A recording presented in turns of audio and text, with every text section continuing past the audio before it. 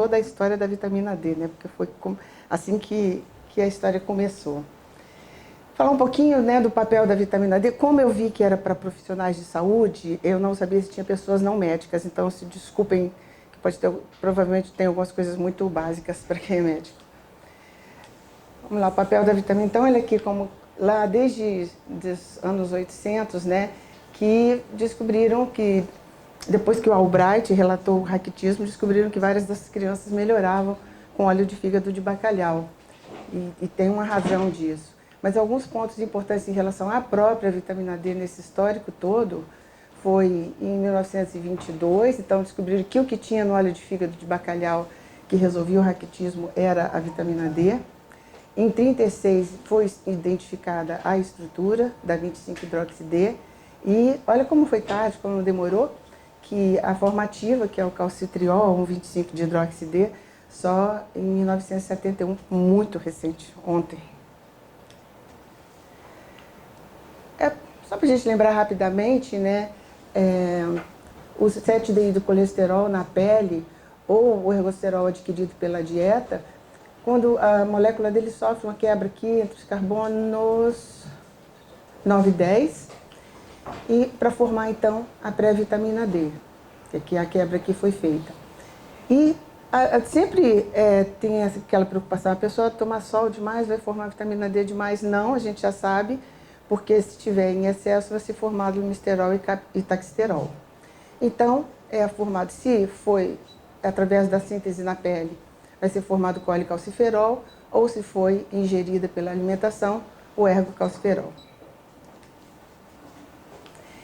Aí vem essa discussão aqui, né? A gente vai ver em todos os livros, e eu coloquei aqui também, por isso que eu coloquei teoricamente, 50% das necessidades diárias, pelo menos, são pela síntese na pele. Isso era há algum tempo atrás. Hoje em dia não é mais. A gente já sabe que tem a localização em relação aos trópicos, mesmo assim, mesmo estando nos trópicos, isso não é uma coisa absoluta. A idade, o idoso forma menos vitamina D na pele, inclusive a mulher idosa, mais ainda por causa da diminuição do estradiol, que se ela não faz reposição hormonal. O vestiário, sempre aquela questão das orientais, tem muito trabalho a respeito disso. O uso de filtro solar, né?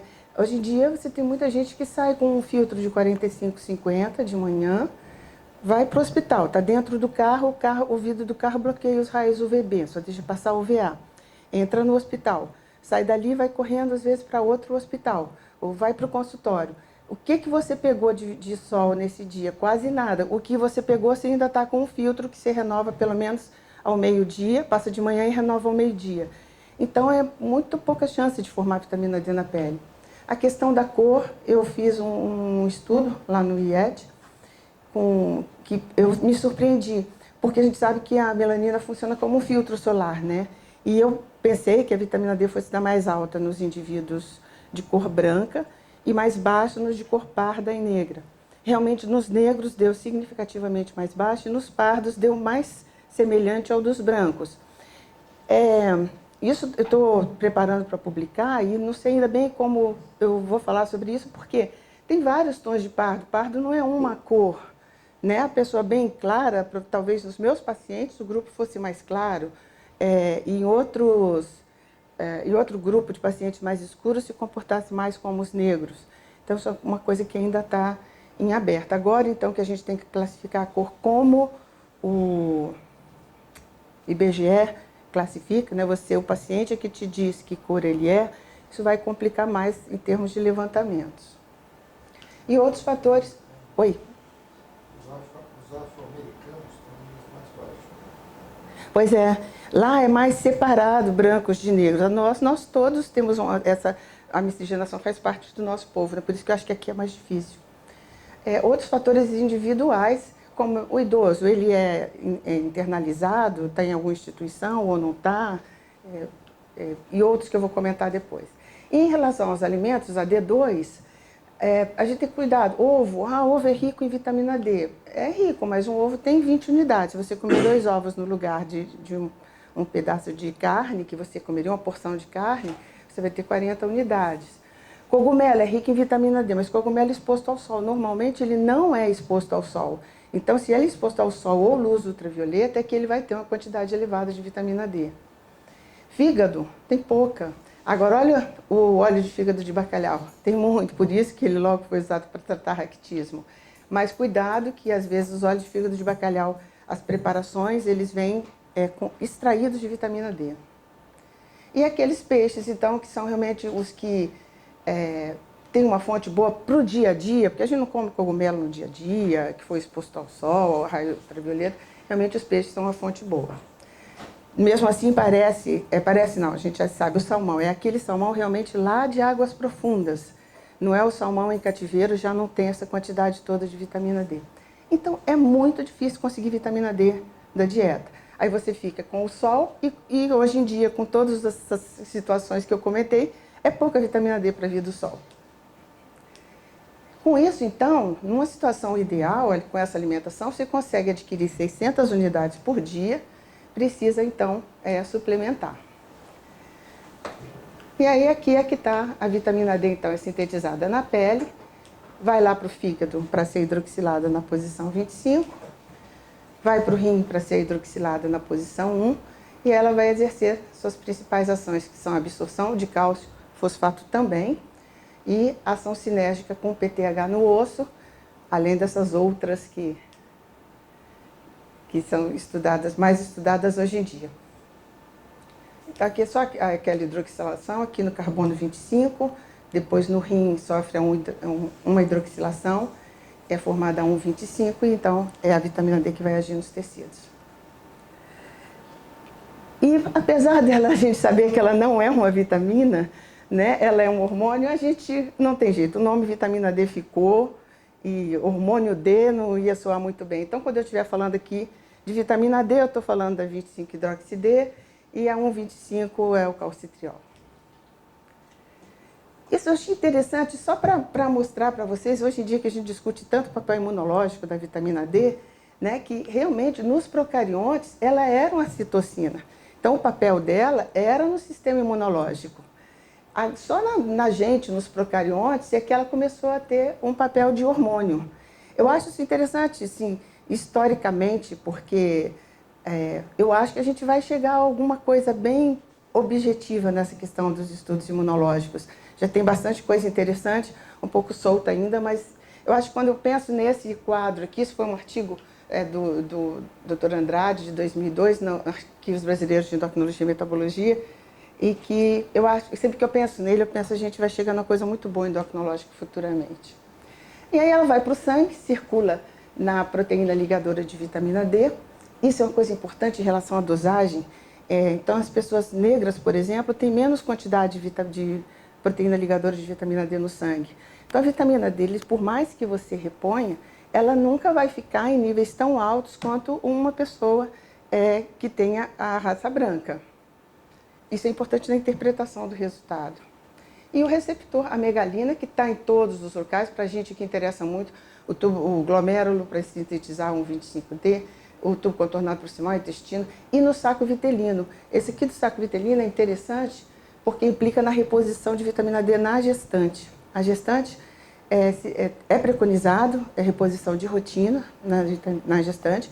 E se eu estou fazendo estudo com isso lá no IED, até vi que saiu publicado, vou mostrar para vocês, um dos estudos que eu estou fazendo já saiu publicado, isso é fogo.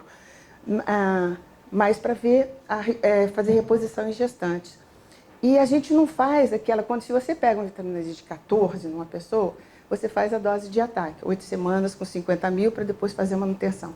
Na gestante a gente não faz porque aquela síntese limitada de 1,25 de hidroxi-D no rim não tem aqui no saco vitelino, não tem na placenta. Ela é ilimitada. Então, se você fizer a dose de ataque, você pode fazer hipervitaminose D no feto.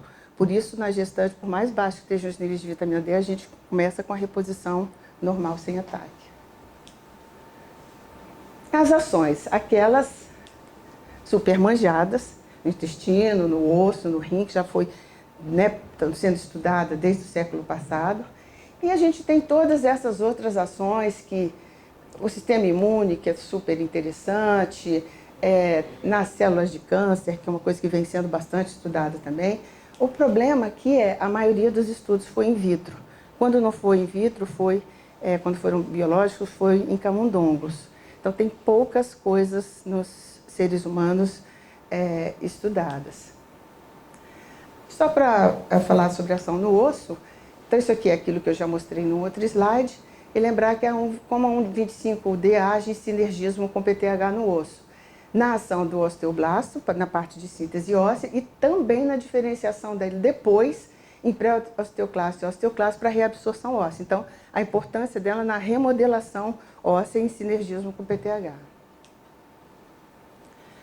No músculo, cada vez vem sendo mais estudado também, algumas coisas um pouco decepcionantes, mas é interessante, muito importante, o papel dela no influxo de cálcio para o retículo sarcoplasmático e na própria contratilidade. E aí eu deixo aqui também, como o coração é um músculo, para o Dr. João comentar o que ele acha dessa parte, dessas ações preconizadas no músculo cardíaco. Aquilo que eu falei, algumas decepções, né? Esse foi um estudo feito, ele está sendo publicado ainda, sobre a fragilidade em idosos. Eu sou uma das pessoas que tenho muito entusiasmo para fazer vitamina D para o idoso. E com esse número grande de idosos seguidos por 8 anos, a suplementação de vitamina D não foi associada com diminuição daquela fragilidade do idoso, com todos aqueles testes de fragilidade que são feitos ao longo desse período. No entanto, olha bem, a dose foi bem abaixo, a média foi bem abaixo do que foi preconizado pelos idosos. Isso acontece para idosos. Acontece quase todos os trabalhos de vitamina D, são trabalhos observacionais, são trabalhos de associação, mostra alguma associação, mas a associação é fraca. Então, aqui pegaram idosos com a dose que eles usavam de vitamina D e acompanharam. Não seria essa a dose para... Pois é. Então, aí que você não conclui muita coisa. Conclui que tá bom, que se o velhinho não usar a dose adequada, isso não vai mudar muita coisa. Mas não quer dizer que se ele usar, que não poderia mudar, né? Nós falamos das ações e em relação aos efeitos, a mesma coisa. A parte do metabolismo ósseo está muito bem estudada. Na força muscular, isso aqui não está tão bem estudado quanto no osso, mas pode ser que a gente esteja chegando lá, usando doses mais altas. E tem todas essas outras que seriam interessantíssimas para a minha parte, pelo menos no diabetes. Tem muitos estudos relacionados à vitamina D com diabetes, mas são estudos de associação, né? E aí o estudo de associação mostra a associação ou não. Função cognitiva, que também é bastante interessante, mas a mesma coisa. A maioria foi de associação, foi in vitro, e mesmo quando se trabalha com seres humanos com vitamina D, não se tem claro quais são os níveis de vitamina D que poderiam interferir no efeito. E os mitos, vocês podem discordar, porque eu acho que é mito ou verdade, tá? Então, isso aqui, muitas pessoas me ligam lá para o laboratório perguntando, né, que o mais indicado seria 1,25, que é o hormônio ativo. Então, a pessoa comparar como o T4. Você não dosa mais na rotina o T4 total, você dosa o T4 livre, que é o hormônio ativo. Não é bem assim, não é para todos os hormônios e também não é para a vitamina D. A 1,25, ela tem uma síntese regulada. À medida que aumenta, além do PTH e fósforo, à medida que aumenta a síntese da própria 1,25, essa síntese começa a ser diminuída. Já a 25, quanto mais vitamina D disponível, mais ela vai ser 25 hidroxilada. Então, se o que você quer avaliar, desculpa, eu estava aqui sem ver você, se o que você quer avaliar é a suficiência ou não da ingesta, da formação na pele, é com a 25, porque a 1,25 tem... Outra coisa da 1,25, não é o foco aqui falar dela hoje, quando você vê um hormônio com valor de referência assim, muitíssimo amplo, como ela de 14 a 84, é uma coisa meio complicada. Todo mundo dá 21, 28, 23, tem o que tiver, inclusive se tiver a deficiência de uma alfa-hidroxilase. Então, é meio complicado. A 25 a gente tem valores, estão sempre mudando, né? Eu vou falar agora dos novos valores, mas a gente tem também mais hábito de lidar com ela. E as concentrações da 1,25 são muitíssimo baixas em relação a 25. Então, por isso, é a 25 que a gente usa para avaliar a suficiência ou não de vitamina D, e isso é um mito que você dosaria hormônio ativo. Eu achei que talvez não tivesse médicos aqui, queria lembrar disso, porque é a coisa que mais se fala. Deficiente também tem que tomar muito leite e tal. Depende do país, né? Aqui no Brasil, os leites normalmente não são enriquecidos com vitamina D, ou são com quantidades muitíssimo pequenas, e o que eles têm é um copo de 200 ml tem 72 unidades, é bem pouco. Isso muda de país para país. Então, por exemplo, nos Estados Unidos tem aquele Milk D, é um leite bastante enriquecido com vitamina D. Então, quando se tem populações de creche e tal, é administrado esse leite. Então, isso é uma fonte importante lá de suplementação. Aqui, para nós, não é. Estou falando em termos de Brasil. E aí, aproveito que também existe esse comentário, que o leite tem que ser integral, porque o desnatado é pobre em cálcio. Não, pelo contrário. O desnatado, até como tirou a gordura, os outros suplementos ficam mais concentrados, os minerais ficam mais concentrados. Então, pode chegar a 300 e poucos miligramas. Então, não tem problema nenhum comer o leite desnatado. Então, esse é um mito. Não há necessidade de coleta de sangue para a dosagem, protegendo da luz. Isso ainda gera muita discussão, tem que proteger da luz, não tem, o valor deu baixo porque não protegeu da luz. De fato, a vitamina D, se você coloca em água a vitamina D, ela é degradada quando é submetida à luz. No entanto, se no soro, onde ela é dosada, ela não é dosada em plasma, é em soro, não existe essa degradação. Então, eu mesmo defendi muito tempo o laboratório manter o invólucro do papel prateado ou usar o tubo âmbar, mas os estudos mais recentes mostram muito claramente que não tem necessidade dessa proteção. Então, é verdade que não precisa dessa proteção.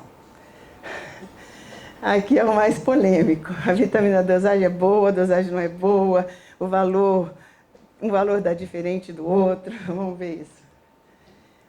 Então, eu gosto sempre de lembrar, né, que um exame é só um exame complementar. Eu sei que o pessoal, geralmente, de laboratório, fala, não, entre a clínica e o laboratório, escolha o laboratório. Mas eu faço clínica, eu só faço assessoria médica no laboratório. Então, entre a clínica e o laboratório, eu escolho a clínica. E a gente precisa conhecer o exame que a gente está solicitando. Para a maioria deles, a gente não precisa conhecer detalhes daquele método, de todos os interferentes e tal. Mas para alguns que são um pouco problemáticos, é importante conhecer sim. Esse aqui foi um estudo que eu fiz no laboratório. 5.251 pacientes, nós vimos se tinha correlação de vitamina D e PTH. Foi quando a gente começou a usar esse método competitivo, quimiluminescente, e queria ver se ele estava performando bem, mesmo já tendo sido validado. E teve a correlação, o SPIRMA-UR foi muito bom, mas olha, tinha valores assim muito elevados, tanto de PTH quanto de vitamina D. Então eu apliquei o Dixon e tirei os valores extremos. Mesmo tirando os valores extremos, essa correlação se manteve muito boa. Aqui, se a gente vem para cá também, eu fui fazendo isso progressivamente, a correlação se mantém em todos os níveis. Daí eu fui para uma outra parte. Lá no IED a gente sempre tinha aquilo, vitamina D não era o que eu esperava, sempre, todo mundo sabe as histórias da vitamina D. Então eu peguei pacientes lá do IED com osteoporose e de início eu vi a correlação entre PTH e vitamina D. Olhei assim, correlação nenhuma, nada. Olha como é que deu o R. Aí, peraí, esse aqui como é que deu o R, né, positivo. Aí eu excluí pacientes que com certeza tinham hiperpara primário e pacientes que com certeza tinham hipercalciúria. São duas doenças nas quais o PTH está elevado, independente se o paciente tem nível bom de vitamina D ou não. E aí, uma vez excluídos, a correlação deu bastante boa. Foi o melhor SPIRMA de todos esses, 0,4, menos 0,4. Continuando, eu peguei os pacientes que tinham vitamina D baixa, e aí já nessa época a gente já considerava, apesar da Endocrine Society falar em 30, a gente já usava 20, vou mostrar, por causa de um estudo que a gente tinha feito, que com níveis de... eu tenho esse slide, vou mostrar. Então, o PTH antes estava elevado, aqui o valor de referência era até 64, a vitamina D de 17, o cálcio não mudava muito, Após o tratamento, realmente o PTH caiu e a vitamina D foi para quase 40. Qual a questão aqui? Não foram todos os pacientes, e não é para ser mesmo. Tem 33% dos pacientes que mesmo com níveis baixos de vitamina D, o PTH deles nunca sobe. E ao mesmo tempo, por outro lado, você também tem pacientes que têm PTH alto quando tem deficiência de vitamina D e demora anos para esse PTH normalizar. Então, também assim, eu estou dando uma dose boa de vitamina D, o PTH não caiu, a dosagem está dando que está boa, mas deve estar errada. Não, isso acontece fisiologicamente. Em alguns pacientes é difícil ele voltar. Esse é o estudo também que eu fiz com... a Shirley foi minha aluna, eu orientei a monografia dela. Foram não sei, esqueci, 300 e poucos pacientes. E aqui são os níveis de PTH e vitamina D. O que a gente vê? Com vitamina D acima de 20, praticamente todos os pacientes tinham PTH normal e no nível muito bom, olha, aqui, tá vendo? Quase todos, acima de 25, quase todos abaixo de 50. Todos dentro do valor de referência, que a gente também quer não apenas o PTH dentro do valor de referência, mas se possível abaixo de 50, considerando o valor de referência até 64. Alguns pacientes estão fora, por quê? Porque essa população tinha todas as idades, todas as cores, todas as situações fora dali. Foi um estudo que eu fiz retrospectivo, então eu não coloquei esses pacientes em situação ideal antes de fazer estudo, eram pacientes do ambulatório. Por outro lado, você vê que quando a vitamina D está abaixo de 20, realmente isso começa a impactar mais no aumento do PTH. E aí, quando a gente vai analisar um método, não tem jeito, vitamina D a gente tem que trabalhar muito sobre o método. Tem bastante estudo sobre ele tem uma boa acurácia, tem muita experiência com ele no dia a dia, na clínica, né? Valor de referência também estabelecidos e pode-se usar para um grande volume de pacientes sem que você tenha problemas com a dosagem? Então, vamos lá. Essas perguntas, eu depois coloquei mais algumas outras que eu fui me lembrando. A maioria dos estudos foi com ensaios competitivos. Na época, era o radioimuno-ensaio. Hoje em dia, a gente evita o máximo que pode usar radioimuno no laboratório, justamente por ser radioativo. A gente substitui atualmente pelo um ensaio quimiluminescente. Isso é, o ensaio é competitivo e o marcador é um marcador luminescente para ser contado no contador, em vez de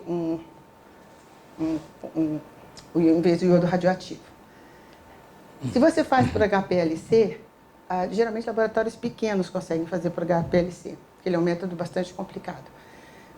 Ele tem resultados mais elevados do que o quimilumiноmétrico. Então, isso é importante quando troca de método, troca de laboratório, ver se o método é o mesmo ou não. Eventualmente, troca de laboratório, esses valores já mudam.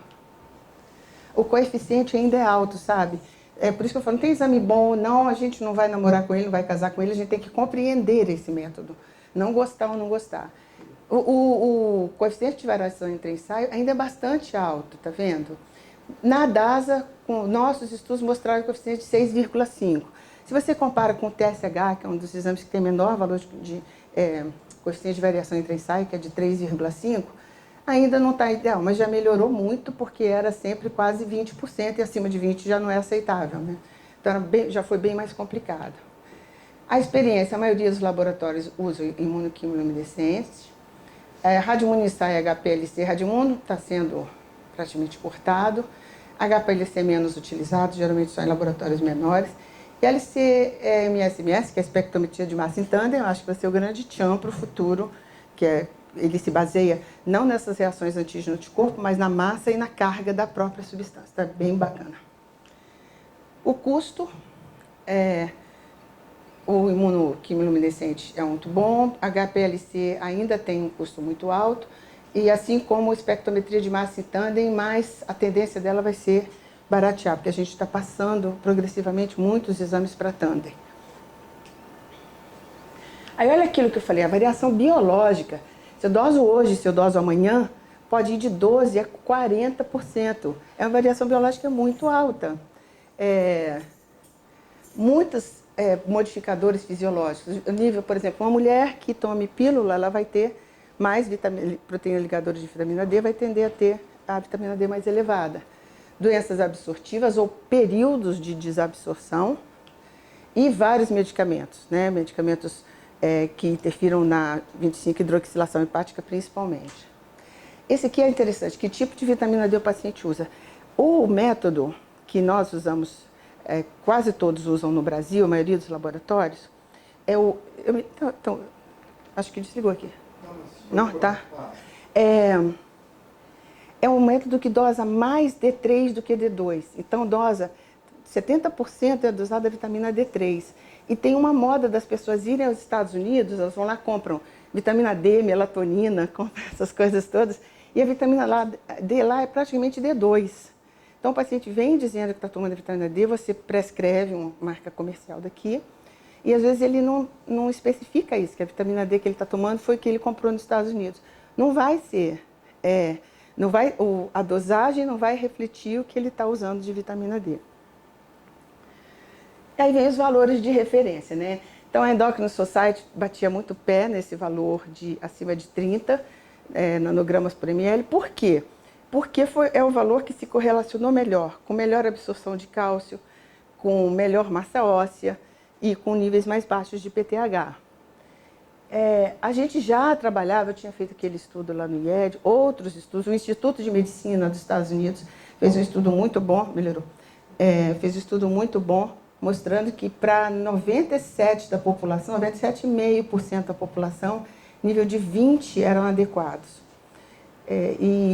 Então, ficava essa... Eu sempre botava, quando eu botava eu sempre coloco o valor de referência quando eu anoto o exame, eu já botava maior que 20, maior que 30. Então, agora, a Sociedade de Patologia Clínica falou sobre o valor de 20 aqui no Brasil, e a Sociedade Brasileira de Endócrino discriminou um pouquinho mais de uma maneira que eu achei bacana, isso é o que está indo para o nosso laudo agora.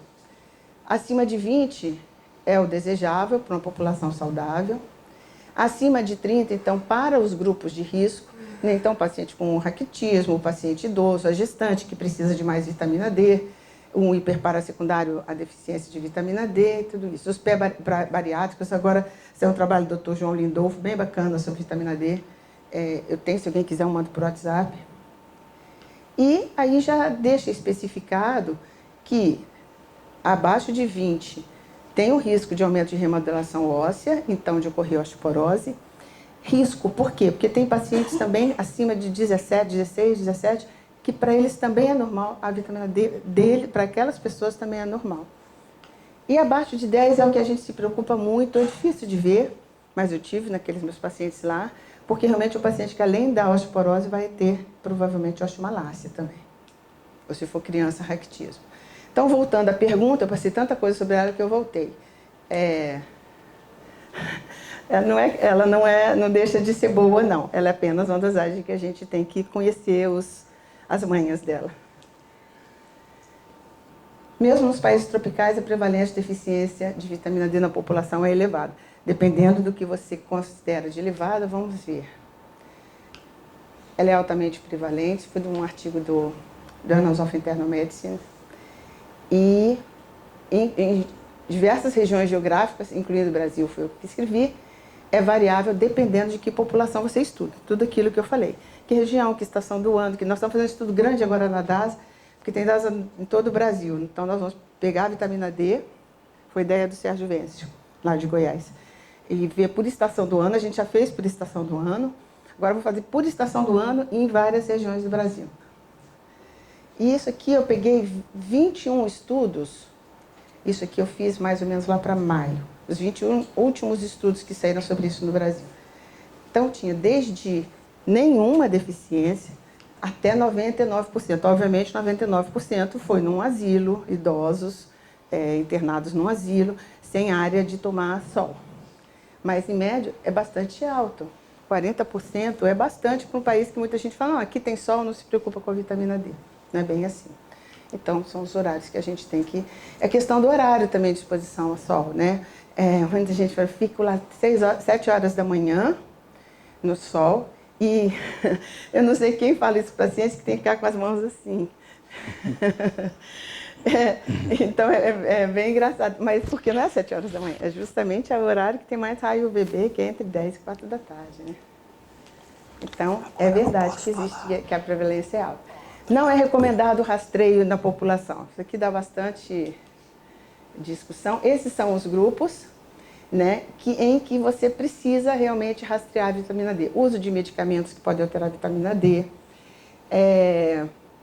Pacientes com insuficiência renal, porque não vão hidroxilar corretamente. Pacientes com fotoproteção, tudo isso. Né? Lembrar que o hiperparaprimário, antigamente falava, hiperparaprimário não precisa repor vitamina D, porque o PTH já converte muito a 25 e 1,25. Não, você tem muitos pacientes naquele ponto de virada entre o paciente ainda está responsivo ou já está autônomo, quando é hiperplasia, e que se você faz a reposição correta de vitamina D, ou se tem uma hipercalciúria, você faz o hidroclorotiazida, você reverte o PTH cai. Então, até o Belezic, que é mais quem estuda hiperparaprimário, ele recomenda, e o último guideline também. As grávidas, aqui é lactantes. As lactentes também já usavam, isso já é manjado, né? O leite não é rico em vitamina D, então sempre o pediatra dá aquelas gotinhas. Então, não é recomendado rastreio indiscriminado, isso é verdade. Sobre a cardiovascular, eu não disse nada, eu acho que o João pode ver, no paciente com doença cardiovascular, ele pode falar melhor se a gente deve rastrear ou não. E rapidamente agora no final, então, né, eu já tinha explicado, eu não faço estudos nessa área, eu trouxe só para dar uma pincelada, para dar um ânimo para a gente ler mais a respeito. Aqui eu esqueci de escrever uma coisa que se fala muito em câncer, principalmente de tireoide, que é a inibição da nova angiogênese. Então, numa célula cancerígena, para que ela aumente e também vá para metastatizar. Então, são muitas ações. As cardiovasculares, João pode falar melhor para a gente. O que a gente tem, assim, mais ou menos definido é muito estudo de associação, né? Muito estudo observacional, mas pouco estudo relacionando dose de vitamina D com o efeito. Dose com o efeito. O osso é onde isso está muito, muito bem definido e músculo vem sendo cada vez mais estudado. Outras ações, isso aqui seria super bacana, né? Nas quedas, é uma coisa que... resolver essa questão de queda do idoso é uma coisa assim, bastante complicada. Vocês são ortopedistas, acho que vocês podem falar um pouco mais para a gente sobre isso, a vitamina D, e se realmente ela tem esses efeitos na queda, na sarcopenia. E diabetes está sempre... A gente procura muita coisa, muito estudo de vitamina D com diabetes. Há sempre associação, vitamina D mais baixa, paciente com diabetes. Então, o problema todo é esse. Quando chega nos estudos intervencionais, quando você vai tentar juntar, né, para fazer uma meta-análise, métodos diferentes, populações muito diferentes e a dose de suplementação, como vocês viram aquele lá atrás, que não disse nada sobre a fragilidade do idoso ou não. Essas novas indicações, né, também a gente está num momento assim, a gente vê os neurologistas fazem, não sei se tem algum neuro que pudesse comentar para a gente, doses muito altas, muitíssimo altas, 20 mil unidades, aqui é 20 mil.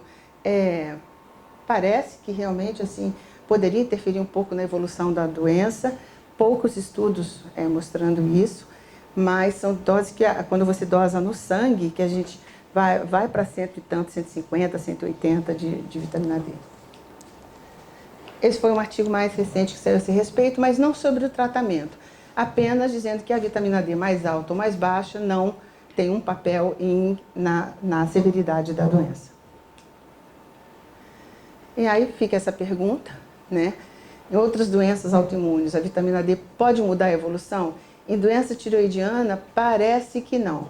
Eu comecei a fazer um estudo lá no IED, deu errado por questões de laboratório. Eu espero poder voltar a fazer, mas parece que não. Esses foram os dois últimos estudos que saíram esse ano. Então, em termos de câncer, né, que a gente falou que ele é sempre assim, olha, pode, né, ter um papel esse aqui o câncer foi carcinoma celular. Esse é aquilo que eu falei das criancinhas. Aqui, 101 nanomol vai dar em média uns 38 ou 39 nanogramas por ml. Mas vê, tem níveis, foram de níveis tão baixos como desde, isso aqui vai dar 13 ou 14, né? Número pequeno de pacientes. Ele dosando vitamina D no final da gestação e vendo o tamanho, perímetro cefálico da criança, não encontrou associação. Eu estou fazendo um pouquinho diferente, que eu estou dosando no início e fazendo com as pacientes que foram repostas ou que não foram repostas. E último Só lembrar das necessidades diárias, aqui juntando a Endocrine Society com as secretarias de saúde, com o Ministério da Saúde, com o Instituto de Medicina, dá mais ou menos, né, até 18 anos, 400 a 1.000, aumenta um pouco com o aumento da idade em gestantes e mais alto nos idosos. Mas sempre lembrar que essa questão da diminuição da exposição solar, que a gente conta muito menos com vitamina D sintetizada na pele. E pacientes em uso de medicações que possam interferir e obesos, você aumentar em 2 a 3 vezes. No obeso a gente pode chegar a 6.000 unidades por dia. Bom, é isso, gente. Podem perguntar depois o que quiserem. Muito obrigado. Doutor João, um desafio grande para o senhor. Falei em 40, eu acho, né? Aqui, João. Obrigado. Esse aqui acho que vai para você, né? Já estou com. Já? Então, eu vou pular um pouco a parte que ela já falou. Ok. Muito bem. O João vai ter um desafio. Uma doença cardiovascular. Eu joguei tudo para ele, né? Vamos usar vitamina D, vai calcificar a coronária? Os cardiologistas aqui presentes, quem usa vitamina D e cálcio? Eu Só uso. vitamina D? Não usa cálcio? Eu uso. Só vitamina D? Eu uso. A gente não deixa de prescrever para quem tem doença cardiovascular, não, cálcio. Junto com a alimentação. A gente prescreve, mesmo que o paciente tenha doença cardiovascular, a gente precise tratar uma osteoporose, a gente prescreve, recomendando que use com a alimentação. Tem uma discussão também em torno disso, cálcio vai calcificar ou não, né? Então, já temos uma grande discussão aqui. Os endocrinologistas prescrevendo cálcio, os ortopedistas também e a cardiologia não. Bom, obrigado, Marcos. Rosita, parabéns. Acho que ela falou aqui muita coisa que eu já tinha preparado para falar. Na verdade, quando eu fui fazer essa revisão, eu não sabia que você ia falar. Então, eu entrei um pouco no assunto que você acabou falando, né? E eu vi tudo exatamente o que você falou, que é o que está para trás desses slides que eu estou pulando. Né? Que, na verdade, o que a gente vê é que a gente encontra muito trabalho experimental, até estudos randomizados. Muita explicação fisiopatológica para a ação da vitamina D ou para a falta da vitamina D, mas essas explicações elas não se reproduzem nos trabalhos, exatamente o que você falou. A gente não tem essa reprodução, infelizmente. Onde a gente encontra níveis de evidência maiores são realmente naqueles pacientes com doenças ósseas, nas doenças em que existe síndrome de má absorção, no hiperparatiroidismo, doenças nos linfomas, sarcoidose, enfim. Mas saiu desse espectro, a gente vai ter um pouco de dificuldade. Eu separei alguma coisa que eu achei interessante, porque com o tempo que a gente tem fica difícil de esgotar o assunto, mas eu separei um pouco do que eu achei que poderia ser interessante para vocês terem uma visão. Então, esse artigo mostra que a carga que é imposta ao sistema cardiovascular de acordo com os diferentes níveis de vitamina D dosada no sangue. Então, a gente observa que a doença arterial coronária, insuficiência cardíaca, AVC e doença arterial periférica, conforme os níveis de vitamina D vão diminuindo, a gente observa um aumento gradual desses diversas doenças. Bom, aqui a gente consegue ver alguma coisa então de fisiopatologia que foi publicada através desses diversos estudos, é o que eu encontrei de mais recente, e nós podemos ver que a diminuição da vitamina D leva a uma diminuição do tônus vagal. Com isso, a gente acaba tendo distúrbios autonômicos cardíacos em vigência dessa perda da proteção vagal.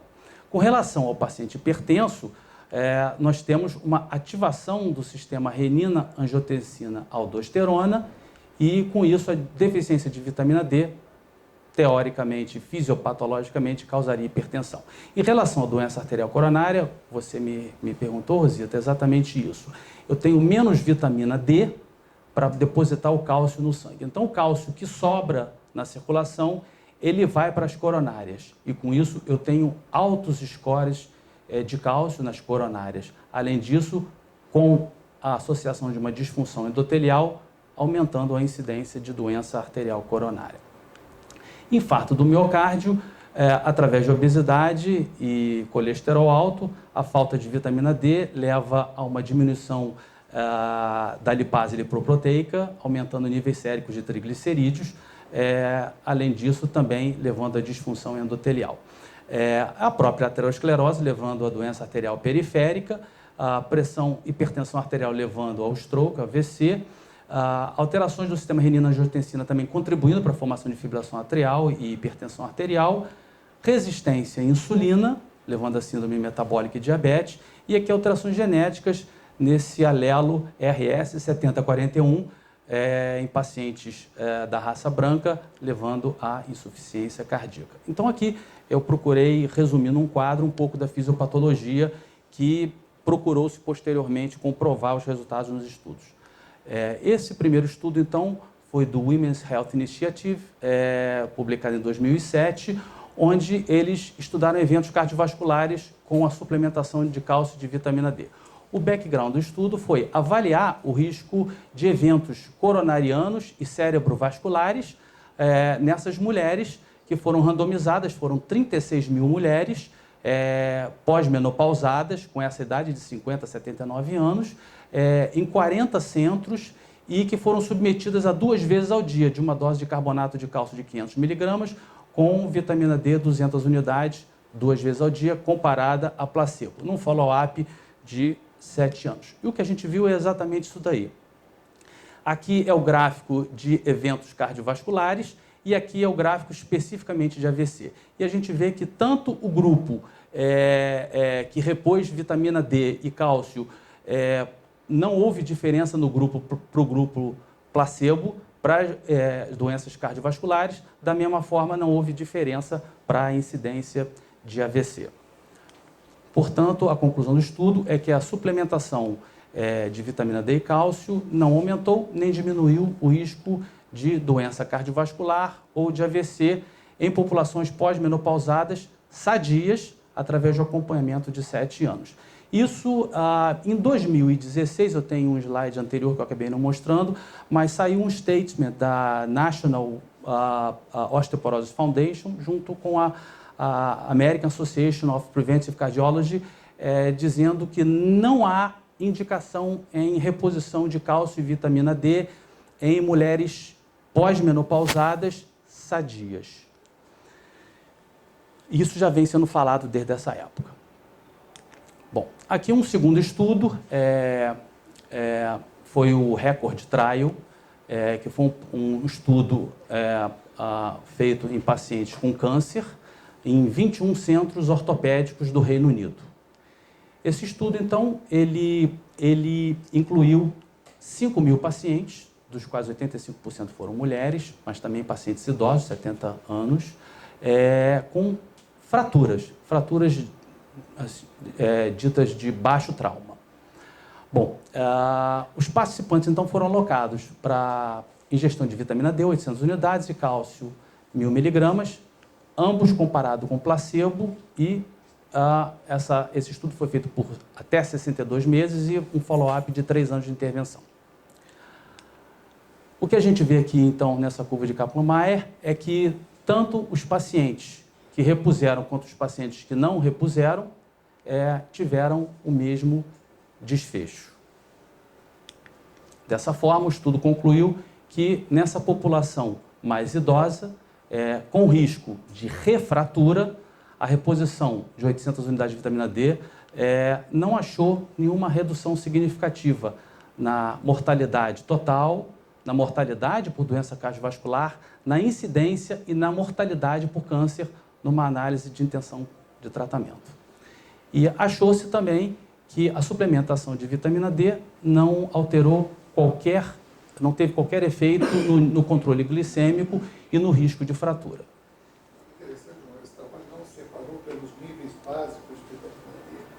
Isso aqui é interessante nesse trabalho, que não colocam quais são Mas eles não botam tudo dentro do mesmo plano, mas não subdividem o paciente. A avaliação de mortalidade, abaixo de 20, você vai ter 20, 30. Na verdade, Roberto, pela falta de tempo, a gente acabou não podendo trazer a filigrana do estudo. Alguns estudos, eu não me lembro se exatamente esse é o caso, eles analisaram subgrupos, tá? E aí, nessa análise de subgrupos, entra esse nível de vitamina D. Não me lembro se exatamente esse é o caso que você está falando, mas eu não trouxe porque era muita coisa para falar e aqui eu queria mostrar alguma coisa a mais para a gente ter alguma ideia a mais do pouco que se tem até hoje. Mas você tem toda a razão. Esse outro estudo, então, foi um estudo de meta-análise com revisão sistemática que mostrou o efeito da vitamina D na regulação da pressão arterial. E por que esse estudo foi feito? Bom, sabe-se que existem receptores de vitamina D em células endoteliais, em células musculares lisas e nos miócitos, né? Então, e a vitamina D, alguns estudos mostram que ela melhora a função endotelial.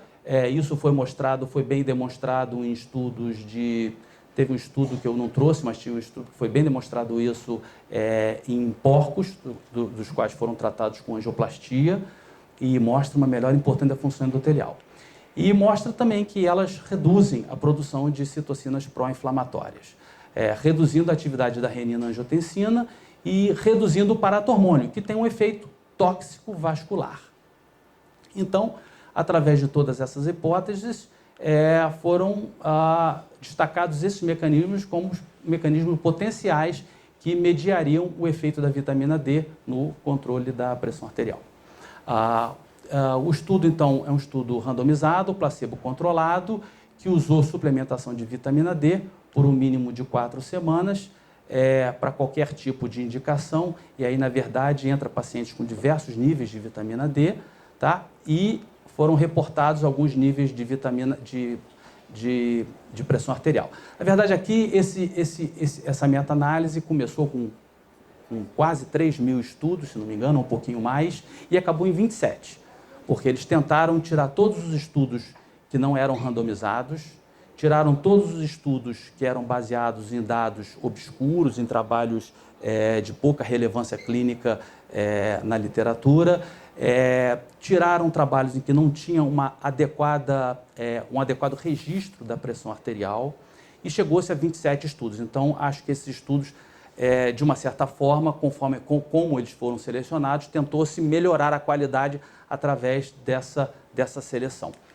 E aqui, então, eles pegaram a pressão sistólica e a pressão diastólica e, para cada tipo de pressão, sistólica ou diastólica, eles avaliaram se o nível de pressão estava acima de um determinado nível, no caso a sistólica 140, no caso a diastólica 90, avaliaram níveis de vitamina D, e aqui responde a sua pergunta, abaixo de 10, entre 10 e 20 e acima de 20. Avaliaram a resposta em pacientes diabéticos e não diabéticos, avaliaram o uso de inibidor de enzima conversora ou o não uso, avaliaram os níveis de PTH e avaliaram também os níveis de cálcio, tanto na pressão arterial quanto na pressão arterial sistólica quanto na pressão arterial diastólica. Bom, então, esses foram os estudos. Na verdade, o que a gente vê aqui nessa curva é que os estudos que penderam para a direita foram os estudos que favoreceram aos casos controle, ou seja, nenhum benefício. Os estudos que tiveram benefício em hipertensão arterial estão aqui do lado esquerdo. Entretanto, o que ele chama atenção, isso está escrito na conclusão do estudo, é que esses estudos, ou pelo menos uma boa parte desses estudos que penderam para o favorecimento da suplementação de vitamina D, tem um intervalo de confiança muito estreito. E o fato de terem esse intervalo de confiança muito estreito, ele chama a atenção que a melhora da pressão arterial é muito pouco provável que um único fator, como somente a reposição de vitamina D, tenha sido o responsável pela melhora dos níveis de pressão. Então, Exatamente. Então, a conclusão é que a análise não achou evidência na redução da pressão arterial pela suplementação da vitamina D. Os resultados são bastante heterogêneos, né? Análise de subgrupos, como aqueles que eu mostrei na pressão sistólica e pressão diastólica, também não achou evidência de redução nos pacientes com pressão arterial elevada previamente ou naqueles pacientes com diabetes mellitus. E aqui explica, então, que os pacientes com intervalo de confiança bastante estreitos, nos principais resultados, sugerem que o efeito relevante da redução clínica da pressão arterial, pouco provável que esteja baseada única e exclusivamente na reposição da vitamina D. Esse é um outro estudo de hipertensão chamado Daylight Trial, um pouco mais recente. Foi um estudo duplo cego, multicêntrico, randomizado, em que fez um estudo com 2 braços. Um braço com 4.000 unidades de vitamina D por dia e um outro braço com uma dose menor, 400 unidades de vitamina D por dia. Em indivíduos pré-hipertensos, tá? Pré-hipertensos, não tratados, pré-hipertensos, e pacientes hipertensão estágio 1, não tratados, tá? E com deficiência de vitamina D, obviamente, não repondo vitamina D. Essa foi a seleção. Então, o estudo rolou pacientes entre 18 e 50 anos, agora é um estudo com hipertensos mais jovens. Indivíduos excluídos foram todos que usavam algum tipo de medicação antihipertensiva, pacientes com suplementação de vitamina D e pacientes com doença cardiovascular, seja infarto do miocárdio, angioplastia coronariana, AVC e cirurgia cardíaca. Bom, inicialmente, o que eles queriam mostrar era que como evoluiu a dose de vitamina D nesses pacientes. Aqui o grupo de alta dose e aqui o outro braço com baixa dose, mostrando que esses níveis se alteraram nos primeiros 2 meses e, posteriormente, esses níveis se mantiveram estáveis dentro desses 2 braços. Vocês vão entender mais para frente por que eles fizeram isso. Bom, aqui, então, mostra que a pressão, mesmo até os 2 meses em que os níveis de vitamina D estavam crescentemente aumentando, foram iguais aos pacientes que mantiveram o nível de vitamina D estáveis.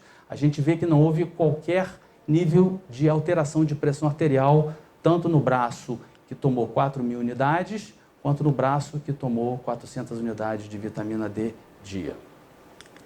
Então, a conclusão do estudo foi que o Daylight não achou evidência de diminuição da pressão, da pressão arterial através da reposição de vitamina D nos pacientes com deficiência de vitamina D e pré-hipertensos não tratados ou hipertensão estágio 1, mostrando que a vitamina D não teve qualquer influência, uma vez que nesses pacientes estavam virgens de tratamento antihipertensivo ou qualquer outra droga cardiovascular.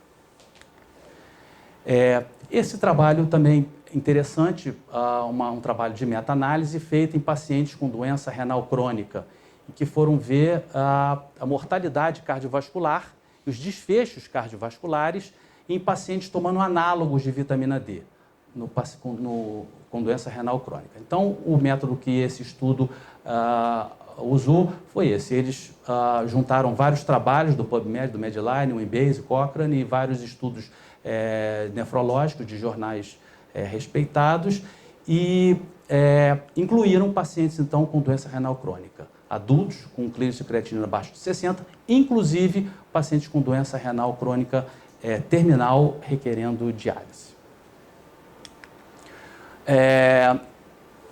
Bom, nesse gráfico aqui, então, a gente tem o resultado desses estudos.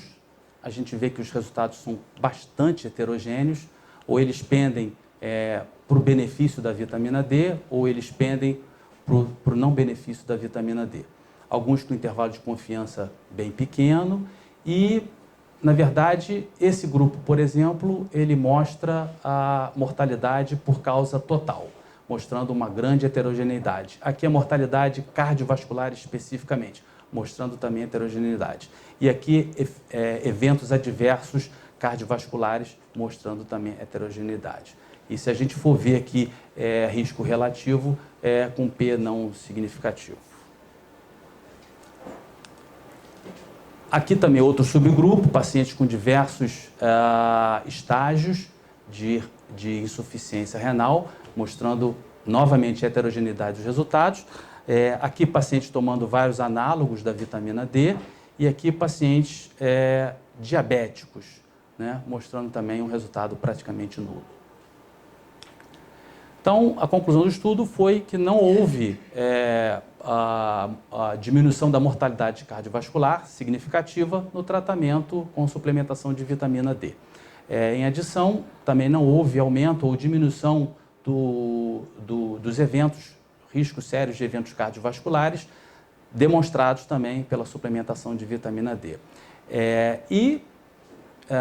De tudo, foi visto uma muito baixa evidência, muito pobre evidência de que a suplementação da vitamina D causasse algum efeito positivo na mortalidade como causa total, na mortalidade cardiovascular, nos eventos cardiovasculares adversos, se comparados com os grupos placebo. A estratificação também para os pacientes com doença renal crônica, nos seus diversos estágios, que tomaram a vitamina D na dose estándar semanalmente, e esses estudos, levando em conta proporcionalmente os pacientes diabéticos submetidos a ele, também mostraram resultados similares com reposição da vitamina D, ou seja, não houve um benefício significativo. Só uma pincelada final, ainda dá tempo? Aqui eu achei interessante esse trabalho para falar de câncer e imunidade, porque esse trabalho, aqui tem algumas ações fisiológicas da vitamina D, eu não vou me prender só para a gente não perder tempo, mas esse trabalho de randomização mendeliana eu achei interessante, porque justamente o que a gente lê na literatura é exatamente isso que está aqui. Estudos epidemiológicos de concentrações circulantes de vitamina D e riscos de câncer produzem resultados totalmente inconsistentes. Meta-análise de estudos observacionais têm sugerido que as concentrações de 25-hidroxivitamina D, que é a fórmula circulante primária, está associada com baixo risco de câncer coloretal. Evidências epidemiológicas para câncer de próstata e de mama são inconclusivos, enquanto os outros dados para outros cânceres são limitados. Então a gente não sabe, câncer de coloretal realmente melhora? Bom, estudos observacionais prévios mostrando a associação dessa 25-hidroxivitamina D e câncer são bastante limitados por serem pequenos, estudos pequenos, específicos e de diversas metodologias de potencial erro, né, para a interpretação dos resultados. E dados definitivos de estudos randomizados faltam, né? E faltam também trabalhos com poder para se mostrar o benefício efetivo da suplementação da vitamina D e o risco de câncer. Dessa forma, foi proposto a randomização mendeliana, esse estudo. Então, e eles pegaram trials randomizados à luz de quando o status da vitamina D é causa de doença ou apenas um marcador correlato de saúde como um todo. Então, eles queriam procurar essa resposta, usaram um modelo mendeliano que associaram a polimorfismos de nucleotídeos, e aqui eles usaram, na grande maioria dos estudos, 4 polimorfismos, eu vou mostrar isso mais adiante, associados com o risco de câncer coloretal. Obviamente associado à deficiência de vitamina D e o risco de câncer coloretal, mama, próstata, ovário, pulmão, pâncreas e neuroblastoma. Esses foram os dados, eles foram dados de vários consórcios, esses foram os consórcios dos quais foram arrolados os pacientes. E aqui essa tabela é um pouco confusa, mas só para vocês entenderem, eles dividem aqui o câncer coloretal e seus diversos subtipos, câncer de mama, câncer de próstata, câncer de ovário, câncer de pulmão, pâncreas e o neuroblastoma. Na verdade, todos usaram polimorfismos nucleotídeos, são, na verdade, em número de 4. sendo que, excepcionalmente, o pâncreas e o neuroblastoma, eles apenas estudaram 2 polimorfismos, que era o que estava disponível, eu não consegui saber por quê, mas foram os únicos que diferiram. E, na verdade, eu não achei um gráfico onde a gente pudesse visualizar melhor isso, mas o que esse estudo propôs? Ele propôs aqui que se estudasse o benefício do risco de morte desses 7 tipos de cânceres para cada aumento de 25 nanomol por litro de vitamina D. Então, a cada 25 nanomol por litro de vitamina D, eles jogavam numa fórmula e avaliavam, de acordo com o polimorfismo dos nucleotídeos, o quanto isso estava impactando na morte. Bom, a conclusão do estudo foi que, sumariamente, usando esse modelo de randomização mendeliana, achou-se muito pouca evidência de causa linear entre determinantes genéticos de concentração de vitamina D circulantes e o risco de câncer, desses 7 tipos de câncer estudados. Os resultados, então, aqui obtidos, em combinação com a literatura prévia, mostra, provém, nos dá evidência de que a ampla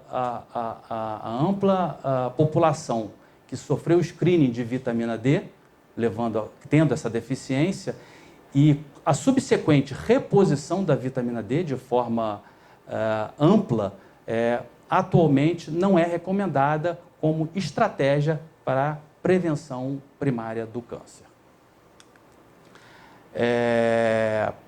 Aqui também só uma pincelada final, entrando um pouco na sua área, Rosita. Eu achei interessante aqui a vitamina D suplementação no controle glicêmico, na resistência insulínica. Eu achei esse estudo de meta-análise mostrando aqui inicialmente o que você já falou, algumas ações fisiopatológicas. Aqui a diminuição da vitamina D, a sua deficiência não se ligando ao receptor periférico de vitamina D, levando uma diminuição da responsividade e com isso aumento da resistência insulínica. E aqui a diminuição da ação da lipase lipoproteica, aumentando triglicerídeos e as consequências. Aqui a falta do influxo de cálcio, as alterações do influxo e do efluxo de cálcio que estão implicadas na atividade muscular. Então, esse foi o estudo de meta-análise, dos quais, desses outros 8 estudos reportados de glicose de jejum, 4 desses 8 estudos, então, foram rolados com glicose de jejum normal e os outros restantes com tolerância diminuída à glicose. Mostrando aqui, nessa linha aqui, que o resultado foi muito pouco favorável, porque não pende nem para o lado a favor, do lado direito, nem para o lado esquerdo. Eles estão num intervalo de confiança bastante estreito aqui. Aqui 4 estudos foram estudados para avaliação os desfechos com a hemoglobina glicada, tá? Em todos os pacientes com glicose, com tolerância diminuída à glicose ou diabetes, mostrando aqui que todos eles ficaram em cima da linha, nenhum deles favorecendo a hemoglobina glicada ou favorecendo para o lado direito ou desfavorecendo a hemoglobina glicada, que seria para o lado esquerdo da linha. Então, a tolerância anormal à glicose, aqui medida pelo índice OMA-R, e também com a dosagem de insulina de jejum e níveis de peptídeo C, mostrando também nesses estudos que houve pouca diferença tanto para o benefício quanto para o malefício. Esses resultados, então, na conclusão desse estudo, mostrou que esses resultados, atualmente, existe uma evidência insuficiente do benefício de se recomendar a suplementação da vitamina D como meios de melhorar o controle glicêmico ou a resistência insulínica nos pacientes diabéticos com glicose de jejum normal ou com tolerância diminuída à glicose. E para terminar, então, esse estudo, talvez, eu não sei se você já tem acesso a ele, mas eu não consegui ter. Esse estudo vai ser publicado nessa revista agora em 2017, Vitamina D, onde nós estamos e para onde nós vamos. Eu achei interessante, são 2 médicas endocrinologistas americanas, não me lembro agora as universidades, mas eu acho que a revista vai ser toda só sobre vitamina D. Elas vão começar falando desde a parte bioquímica, parte celular, experimental, e vão falar sobre tudo que se tem até hoje estudado em vitamina D, cardiovascular, risco, câncer, gravidez, atividade muscular. Eu acho que vai ser uma revista muito boa, e eu até já tentei contactar alguém para ver se eu consigo esse estudo, porque parece que isso já foi colocado para algumas revistas que não estão abertas ainda no PubMed, nem em outras bases de dados. Então, acho que é isso. É difícil falar de vitamina D fora da parte óssea ou essas doenças específicas que a gente falou, onde a gente tem um benefício maior de vitamina D. Eu tentei aqui buscar um pouco do que a gente pode ter de visão. Os estudos são muito incipientes, e aquilo que você falou, os resultados são bastante heterogêneos, populações heterogêneas, e para nós ainda é mito. É isso. Obrigado. Obrigado, João. Toplínio. Estou sabendo, vamos falar? Não, você mesmo. Bom, gente, eu queria parabenizar a ambos. Foi maravilhoso estar aqui revendo tudo isso e saindo com mais dúvidas e com mais vontade de estudar. Mais dúvida. Da minha parte, acho que o Marcos queria que eu comentasse um pouco o que se passa na cabeça da gente dentro do hospital, tendo que lidar com a população dos grupos de risco, né? Frágil, idoso, tomando corticoide, com insuficiência renal, com desabsorção, e aí com vários mecanismos de intercorrência para a absorção de nutrientes, com as suas diarreias prolongadas, com uso de colestiramina, várias dimensões aqui ao que faz com que a gente altere a nossa absorção da vitamina D, do cálcio, ou dê pouco. Então, assim, para mim, o que fica de perguntas e de desafios para a área hospitalar do doente agudo, eu acho que entra a questão imunológica, seria sempre a primeira pergunta. Será que essa atividade da vitamina D está interferindo num risco maior prognóstico diante dos desafios que esses pacientes têm dentro do hospital para superar os seus desafios infecciosos? E entra também o imobilismo e a questão da recuperação motora, e o quanto que essa ação da vitamina D ou da deficiência aguda produzida pela situação que eles se encontram, e aqui eu estou falando de pacientes que às vezes estão há 3 anos, 4 anos internados, centenários com 3 anos de internação. Então, por aí a gente vai considerando o quanto que a gente talvez tenha só estatisticamente de número de exames solicitados para acompanhar esse cenário, mesmo que a gente não entenda ainda como intervir, ou que a gente intervenha sem saber como medir os resultados. Aquele estudo que o João Vicente colocou de uma suplementação de 40 mil unidades, aquele 4 mil unidades, 4 mil foi durante todo aquele tempo, ou no primeiro mês e depois eles sustentaram?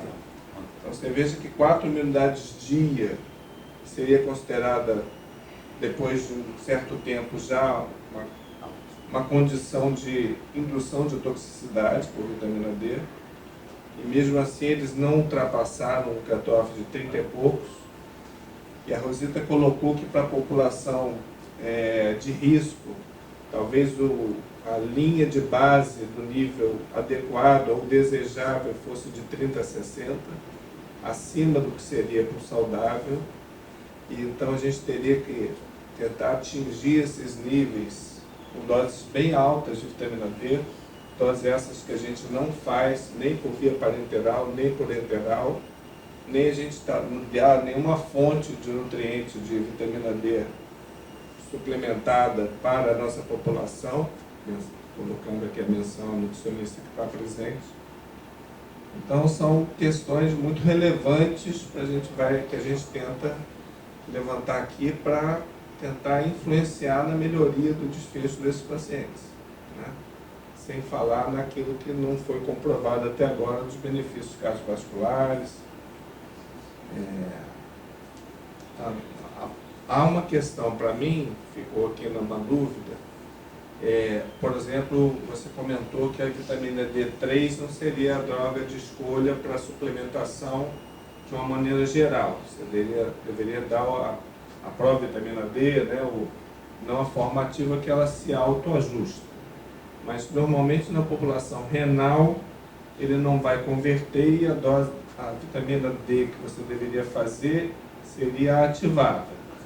Não sei se você gostaria de comentar e se haveria algum risco de a gente fazer em relação às 4.000 unidades que o João Vicente falou, que ele não comentou, mas ali deve ser as formas não ativas da vitamina D. Né, que normalmente você pode dar uma quantidade dessa e o próprio organismo se regula. Quando você vai fazer a conversão para a vitamina D3, sendo doses mais controladas do hormônio ativo. Né? Então, eu coloquei isso como questões que me vieram à cabeça. Na parte de medição do sistema imune, de resposta imunológica a uma suplementação, acho que a gente não tem muitos trabalhos, né? Por onde medir, o que medir, né? A gente já não tem isso também em toda a área da menção às imunossupressões adquiridas por conta da sepse. A gente busca o HLA-DR, uma das poucas coisas que a gente mede, dosagem de citocinas, interleucina 6, mas ainda está muito incipiente isso para a gente. Por quanto tempo a gente teria que esperar para tentar observar um efeito muscular, de recuperação muscular, e se isso aí seria interessante que a fisioterapia se interessasse e interagisse mais com o clínico no sentido de tentar medir a nossa intervenção. Por último, a questão, eu trabalho na área de suporte nutricional, né? Suporte nutricional, um doente em nutrição parenteral domiciliar, só para vocês terem ideia, nosso suplemento vitamínico tem 200 unidades de vitamina D. Então a gente está falando de uma população de risco, uma população com outras comorbidades, e que a gente dá 1/4 da dose que seria o recomendado para essa população. 1/4 do mínimo, né? Do mínimo. E ponto final, né? E tem pacientes que não absorvem, não tem a opção de fazer pela veia. Quais as apresentações que poderiam ser usadas de vitamina D que nós dispomos no mercado, intramuscular ou sublingual, que a gente pudesse fazer uso? Seria uma pergunta para você. Muito obrigado. Bom, várias perguntas aí, Zita. Vamos ver se a gente lembra de todas na sequência. Vou começar por essa última. Quando eu fiz residência, quando eu comecei a me interessar por metabolismo ósseo, a gente tinha uns medicamentos para uso intramuscular, que a gente não usava intramuscular, a gente dava via oral, era o que tinha de vitamina D, que era Adelugil, Adeforte, e a gente fazia uma ampola daquela uma vez por mês, ela tem vitamina A junto também, porque era o que se tinha para conseguir dar vitamina D para alguém, né?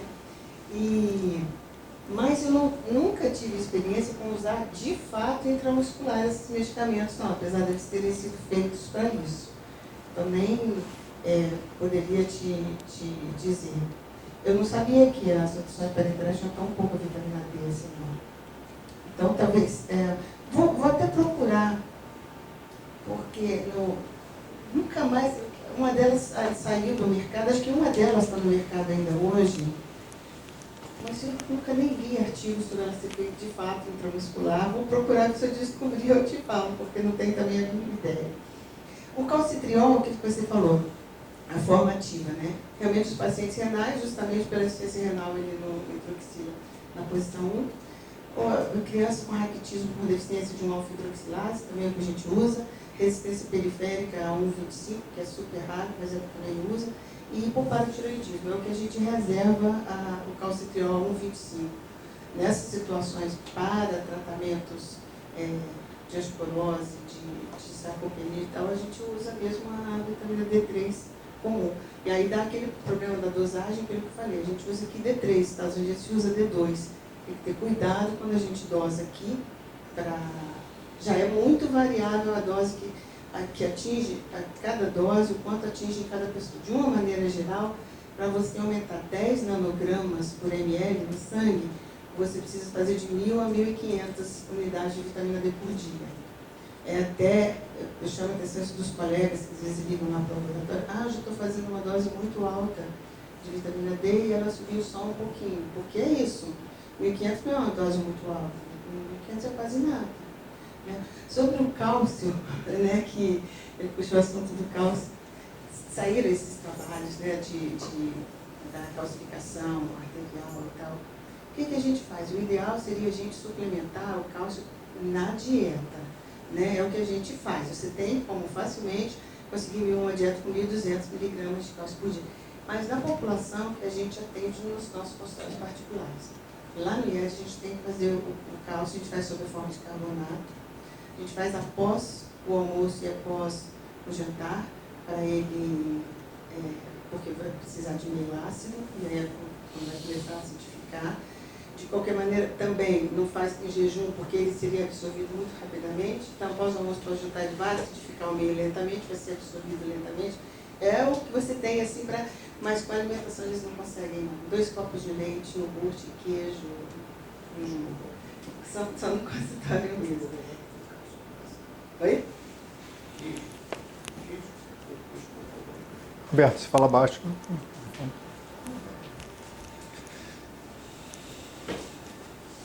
Bom, só parabenizar os dois palestrantes. E, João, você realmente foi um espetáculo. Essa revisão foi extremamente didático, assim, atual, atualizado, uma pesquisa assim, fantástica dos dois. Eu acho que ficam algumas take-home messages, né, que dessa sessão vai ser muito importante. Primeiro que não dosagem indiscriminada, rastreio indiscriminado da vitamina D numa população rígida e sã. Isso não tem uma evidência de impacto, né, de redução de mortalidade, um rastreio generalizado. Como você mostrou, outra coisa é que existem vários mitos em relação ao benefício cardiovascular, ao benefício sobre o câncer, benefício sobre infecções, essa parte da imunologia, que é uma parte que promete, o Sabino gosta muito até dessa, sempre chama atenção, acho que ele vai até poder comentar sobre isso, mas ainda é um terreno incipiente, mas onde existe maior evidência, onde ela é mais robusta mesmo, é sobre a parte osteomuscular. É onde a reposição de vitamina D tem maior impacto, há uma redução de quedas, é evidente com trabalhos demonstrando isso em pacientes em risco de queda, e sobre a sarcopenia, né, que está associada à fragilidade, também parece ter um impacto significativo. E sobre esse ponto de corte, eu acho que o abaixo de 20 passou a ser o mais geral, porque a maior parte dos trabalhos onde mostram benefício, tanto nos trabalhos que mostraram em termos de mortalidade por todas as causas, mortalidade específica não teve nenhum impacto, mas em relação à mortalidade global, teve alguns trabalhos mostraram, mas, como o João bem disse, heterogêneo, mas sempre com ele abaixo de 20, onde houve maior impacto na deficiência propriamente dita.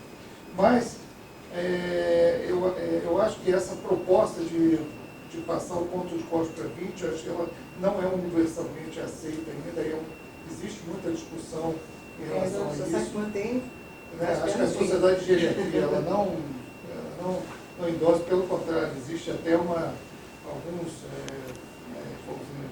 encontros de geriatria que tendem até querer botar níveis de vitamina D até mais altos. Né? Entre 30 e 60, e até mesmo se sentem um pouco confortáveis, porque o ponto de toxicidade da vitamina D dá uma margem de segurança bastante razoável. é um ponto alto de toxicidade. E por isso tendem a querer botar em níveis um pouco mais altos. Mas, de qualquer maneira, de pelo menos levar até acima de 30 naqueles indivíduos em risco, né, pacientes vulneráveis. Né, de forma como você colocou, quando abaixo de 20 começar, né, fazendo 50 mil unidades, né, semanais, por 2 meses, depois a dose habitual de manutenção.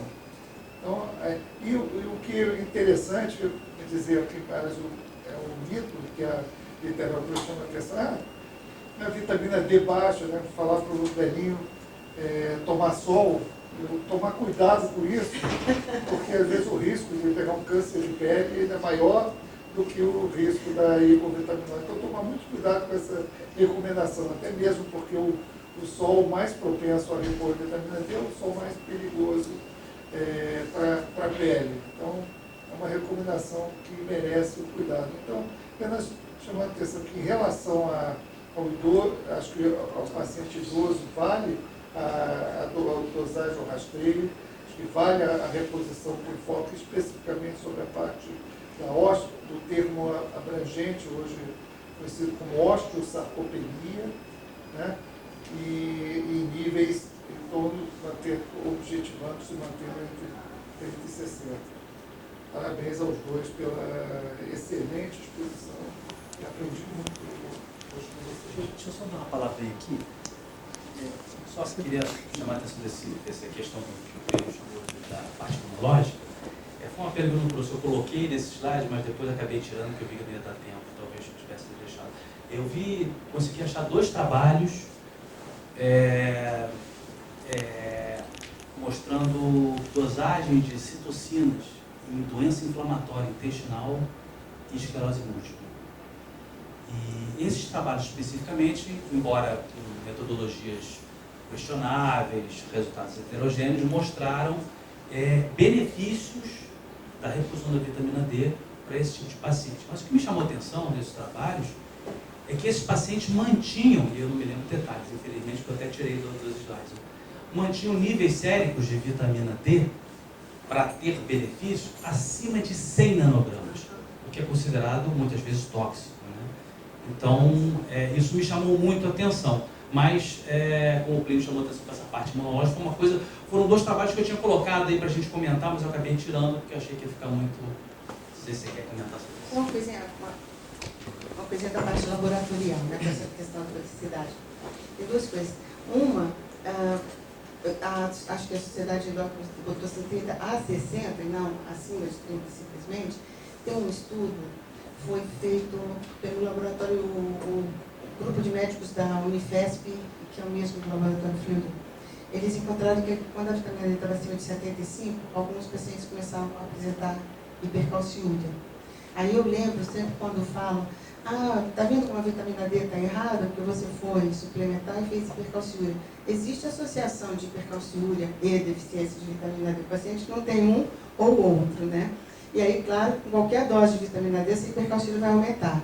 Mas esse grupo que eles estudaram eram pacientes que não tinham hipercalciúria antes, quando repuseram vitamina D, que ela chegou acima de 75, um percentual deles, acho que 25% dos pacientes tiveram hipercalciúria. E sobre a toxicidade, teve um estudo há uns 6 anos atrás, bem interessante. E a gente vê isso com os pacientes neurológicos. Eles fazem doses mesmo, a vitamina D fica lá 150, normal, a gente pega lá no laboratório. No começo eu me assustava.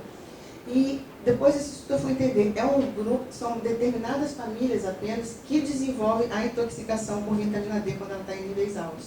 Então, de repente, se fizer 120, 130, a gente não vai fazer intoxicação nenhuma. Ou você vai fazer porque tem o gene para fazer a intoxicação pela vitamina D. Aí a gente vê isso na prática, esses pacientes de neuro. Comecei a me assustar, eu ligava para eles, a vitamina D está muito alta e tal. E não é isso mesmo, são os níveis que a gente quer mesmo. Então, dose bem elevada, por enquanto acho que um pouco empiricamente, mas está naquele momento ainda. Parece que o paciente melhora, o paciente fala, eu não andava mais por tempo. Está nesse momento, a gente fica torcendo essa parte imunológica aqui, eu acho mais interessante, assim. A vitamina D é muito interessante, eu amo a vitamina D, mas os trabalhos não correspondem ao amor que a gente tem por ela. Né? Então a gente está nesse ponto ainda. Estou sabendo aqui. Lá na frente, tá vendo? Não. Bom, parabéns, desculpa, eu tive que sair alguns momentos, perdi uns segmentos, eu acho que essa parte imunológica eu me interesso bastante, perdi, infelizmente, mas parabéns, brilhante a apresentação dos dois.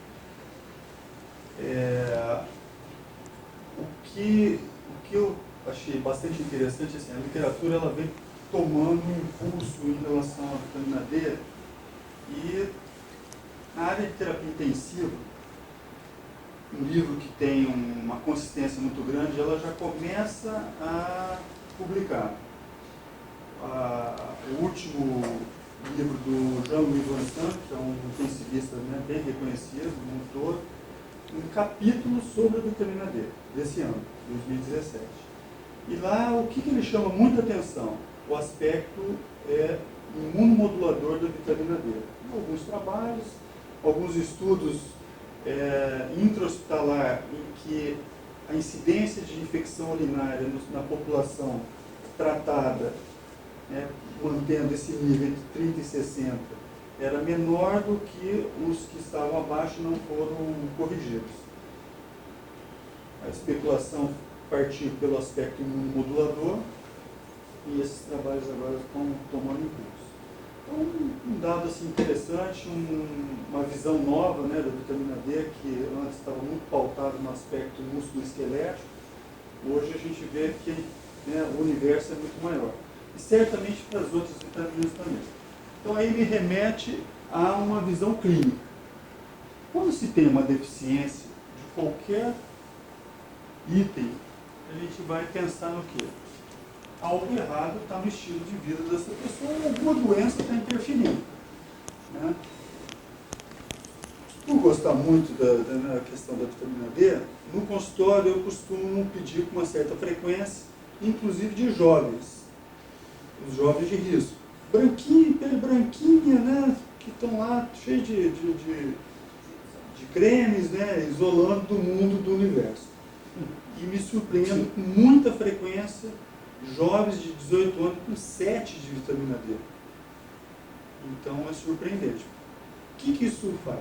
Eu tenho que remeter a uma reposição imediata? Não, a visão clínica que me chama a atenção. O estilo de vida dessa pessoa está errado. Não está fazendo exercício, não está tomando sol, não tem uma vida saudável, não tem uma vida alegre, ela tem uma vida confinada. Né?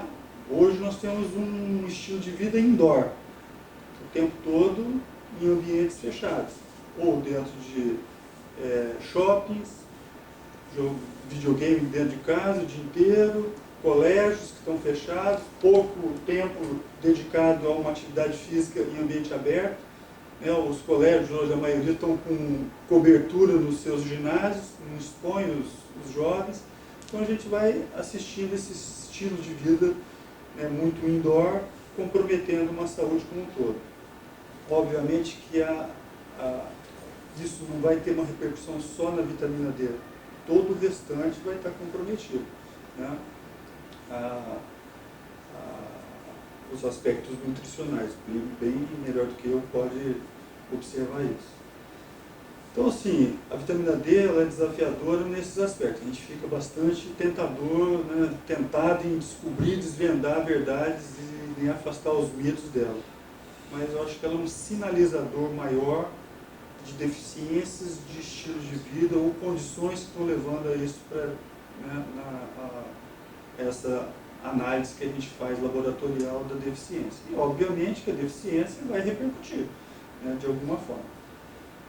Então, buscar essa mudança de estilo, implementar, estimular a população jovem, eu acho que é o ponto crítico em toda a nossa prevenção.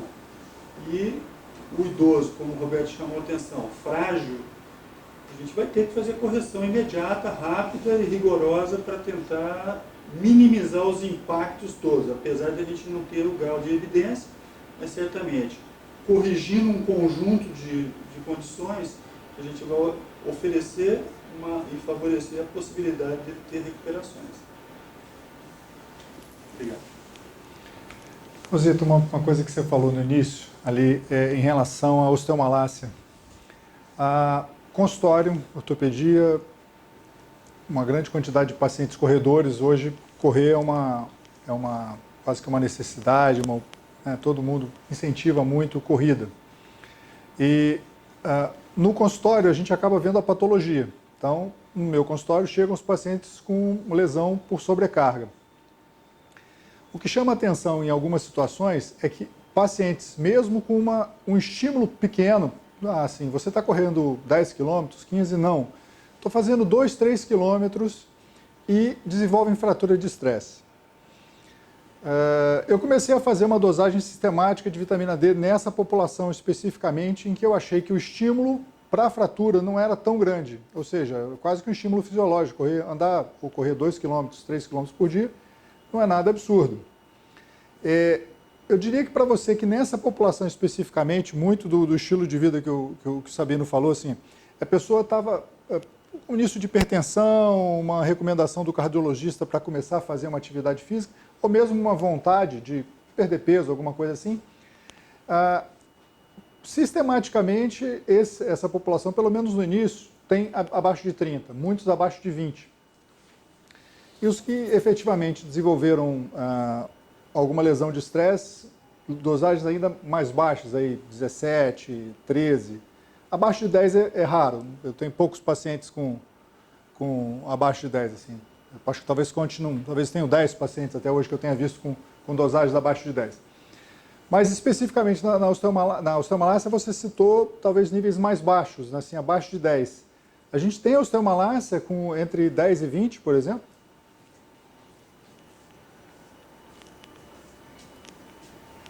Pode ter, né? Porque são várias as causas da osteomalácia, mas a vitamina D, assim como, não sei se mudou, mas o HDL por si só baixo é um fator predisponente à doença cardiovascular.